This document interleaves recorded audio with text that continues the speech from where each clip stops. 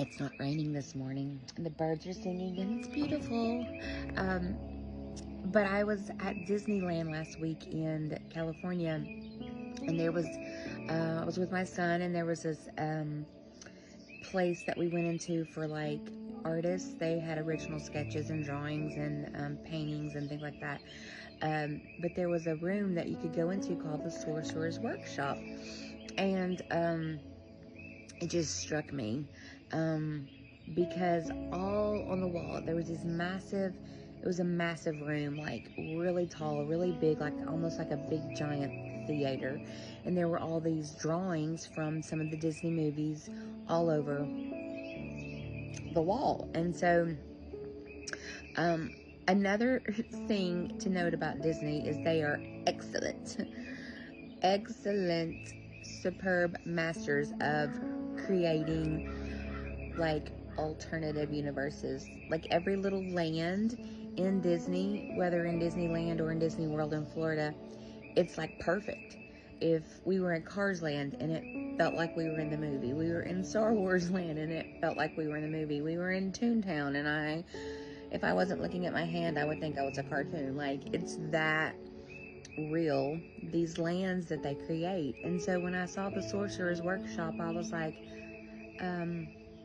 my brain started going, and it hit me, the Bible verse, John 8:32. It says, Jesus said to the Jews who had believed him, if you continue in my word, you really are my disciples. You will know the truth, and the truth will set you free.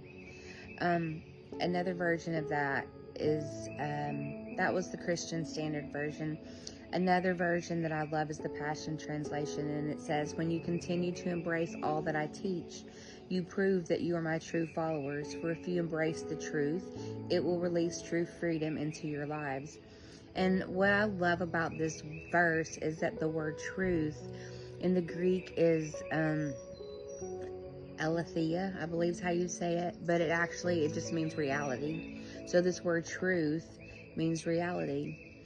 And there's so much going on these days with AI and everything that very much looks real, sounds real, reads like a real thing. But I was just reminded that the only truth, the only real reality that we have in this world, truly, is the Word of God. And it doesn't matter how real it looks. It doesn't matter how real it sounds. If it doesn't come from the Word of God, it's not true reality. And I can say that with confidence because, like, our lives, we live and experience our own lives, right? And so it feels very real to us sometimes. Pain feels real. Pain is real. But it can create false realities, like in our minds, in our emotions, and our thoughts. And I can tell you that because I'm literally dealing with like severe pain in my body, and I've been dealing with that for months now. And so if I'm not careful, it can create a false reality in me that I can allow my brain and my thoughts and my feelings to control my behaviors and my responses to that. Like, I could be woe is me, pity party, which I do on occasion. Or I could let fear creep in and be like, oh, this is going to happen, or this is what's wrong with me, or, but the reality is that it doesn't matter what is going on inside of my body. The reality is that God never leaves me. And the Bible tells me that when I go through the waters, I won't drown. And so I have to cling to that reality. The reality that God is with me no matter what. The reality that I have the peace of God that can control the chaos in my mind and my body.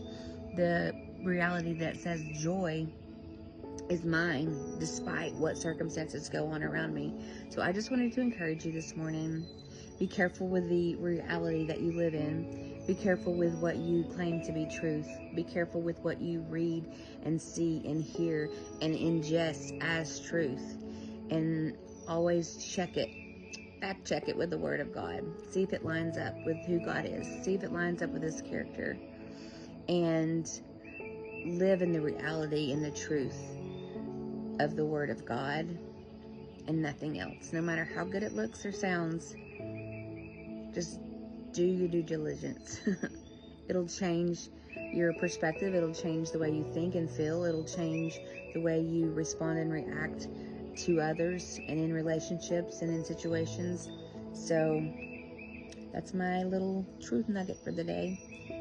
I pray that your day is amazing. I pray that your eyes are opened to the goodness of God today, and that you feel His light on your face. Just feel it, even if for a second, that you feel light on your face.